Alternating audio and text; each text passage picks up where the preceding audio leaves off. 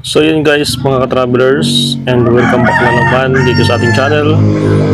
Ayan, at sa araw na ito mga travelers, panibagong biyahe tayo, and pupunta tayo ngayon ng hardware gawa ng magpapayas tayo ng ating bahay. At kakargahan natin itong trike na to ng materials mga travelers, no? So ganito kaganda, basta ganitong trike yung gamit natin mga travelers. Maraming maikakarga sa trike na to. So ayan, at samahan nyo ko, pupunta tayo ngayon ng hardware. Dito lang yan sa Tuguegarao. So ayan, pa-subscribe naman ng ating channel guys, at paki-click ng notification bell and click nyo po yung all na. So tara, let's go. So start natin guys. Okay, start natin yung ating makina.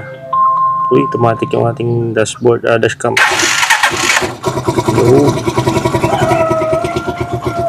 So yun ang goal natin ngayon. Pupunta tayo ng hardware guys, no? Mangontrata tayo ng murang materyales dito sa Cagayan. So tara, samahan niyo muna ako guys. Painitin muna natin yung ating trike. Okay.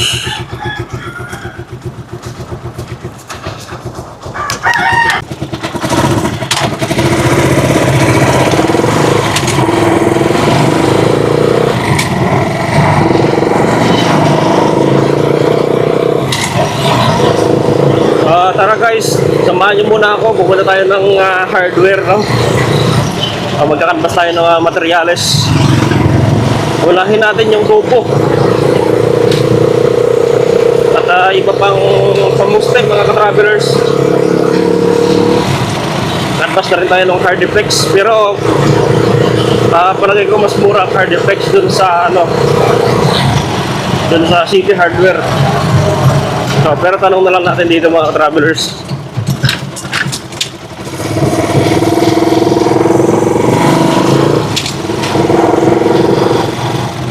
Yun, pa-subscribe naman mga travelers ng ating YouTube channel. So, ganito talaga kaganda ang chariot mga travelers. So, at pwedeng gargahan ng mga hardware materials katulad ng samento, bakal, at iba bang pwede nga karga dito hollow block. Damihan ng hollow block mga ka-travelers, kaya dito sa chariot. Kahit 150 hanggang 200 na hollow blocks, kaya. Okay.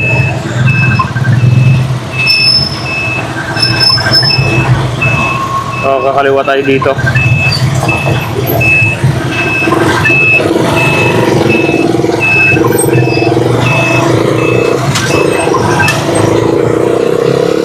Yan. So, doon tayo bibili sa Chinese hardware mga travelers kasi nga mas mura doon.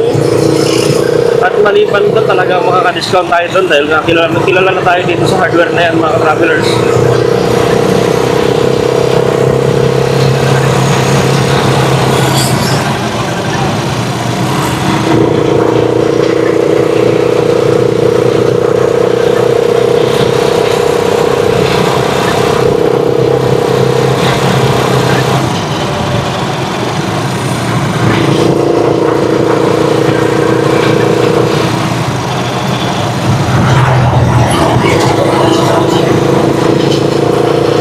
Malapit-lapit na rin tayo. Kasi ngayon guys, magpapayos tayo ng ating bahay natin, i-renovate natin, at siyempre tayo lang mag-aayos.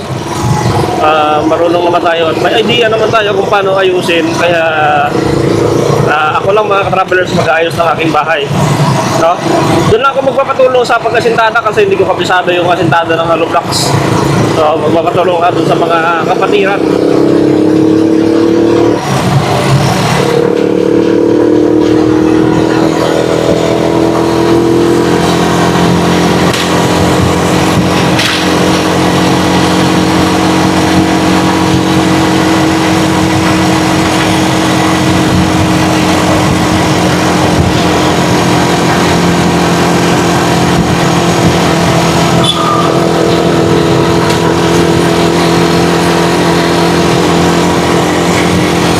Dito tayo sa may hardware na tube yata. Chinese kasi may-ari nito, kaya ano. Wala na.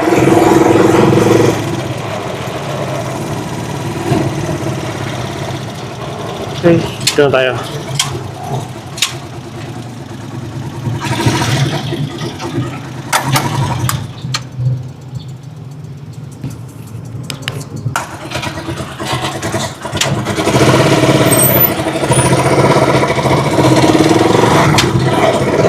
Okay mga travelers, so nakapag-canvas tayo ng yero. Medyo mahal dito sa inchik-inchik, so maas na talaga siguro yung presyo. So punta tayo dun sa mga bakal.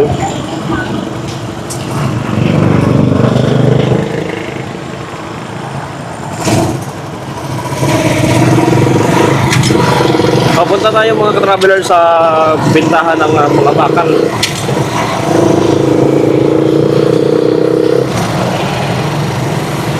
So dito lang yung bandang kanan lang. Dito ay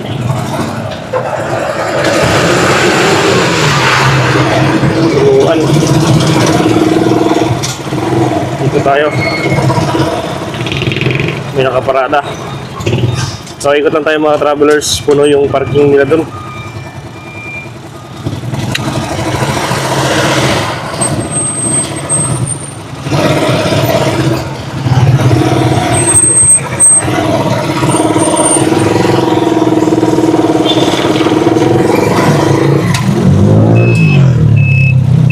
Dito tayo magkakanvas.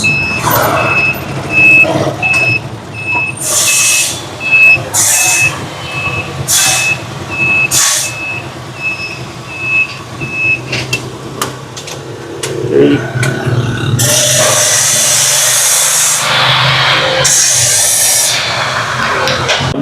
Maghanap tayo dito ng bakal na schedule 40. Ito yung ipoposte natin sa ating bahay. Kaya magkano yung PVC pipe nyo na schedule 40? PVC? Oo. PVC. So, yung ganito. Tingnan nyo nga. Steel pipe pala. Steel pipe na 1/2. Schedule 40. GI lang. GI lang. Yung 1/2 yan? Kung 1 and 1/2 kaya.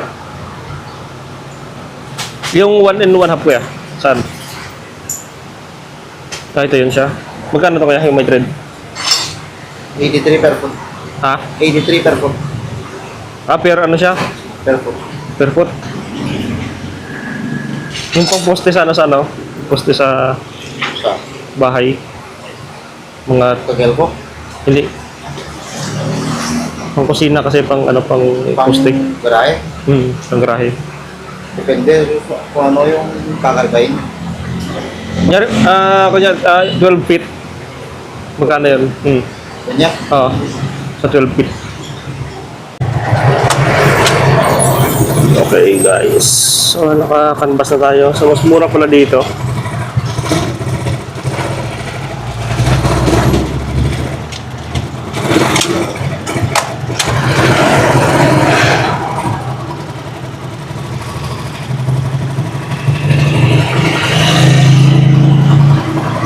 Kuha na lang tayo ng budget.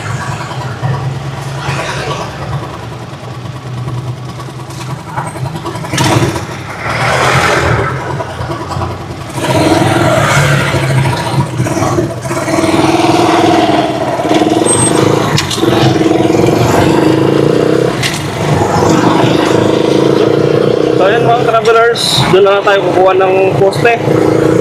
Pamoste natin para sa bahay mga travelers. So 3 poste ang kailangan natin doon sa extension natin. So kukuha tayo ng 3. Ayan.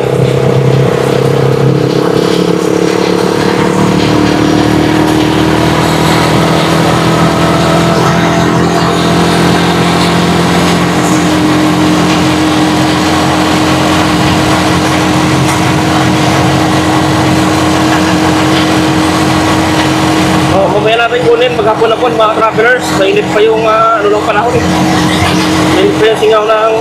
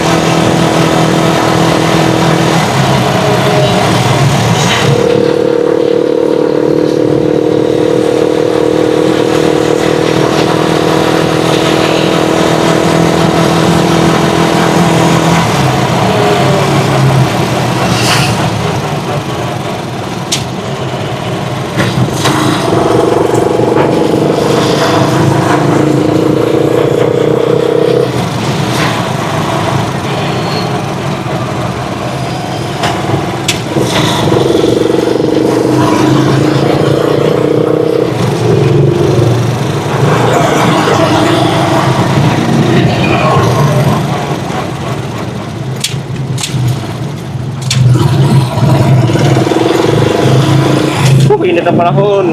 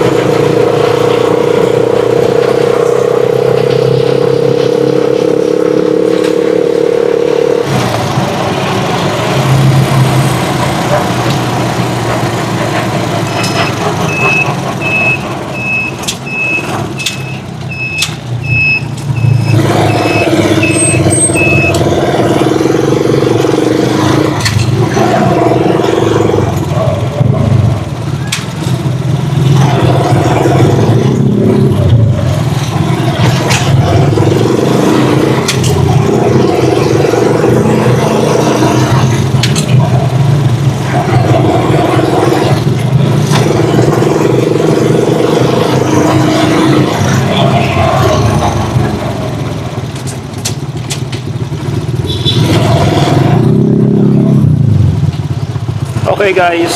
Oh, init talaga.